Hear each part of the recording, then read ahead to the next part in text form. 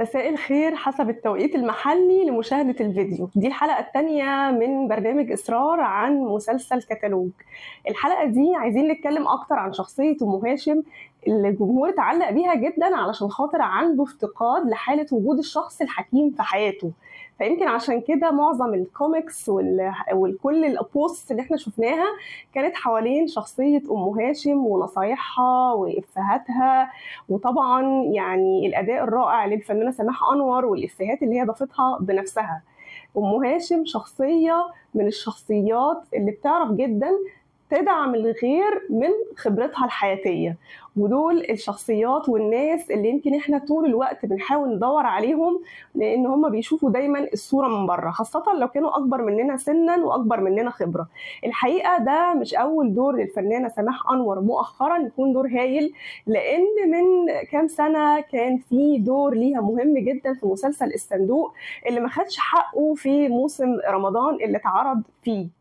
ظهور كمان الطفل علي البيلي في مسلسل كتالوج بعد نجاحه الرهيب في مسلسل لام شمسية شوق الجمهور ان هو يتفرج على المسلسل ويكمل الحلقات. يمكن مش كل الناس تعرف ان مسلسل كتالوج اتصور قبل لام شمسية، فكان يمكن اداء علي البيلي مش بنفس قوة ادائه في لام شمسية، ده غير طبعا ان دوره في مسلسل كتالوج مش صعب قوي زي دوره في لام شمسية، لكن ظهوره مرتين في فترة قريبة كان لطيف جدا والجمهور حبه، وكان طبعا في مصلحته وفي مصلحة انتشاره، وأتمنى له النجاح والتوفيق. والحقيقة يعني هو من الأطفال اللي أهله دايما بيهتموا بيه وحواليه، وده يمكن ما يقلقش الجمهور عليه عشان البوستس اللي بنشوفها أحيانا على القلق على الأطفال من النجومية والشهرة في سن صغير.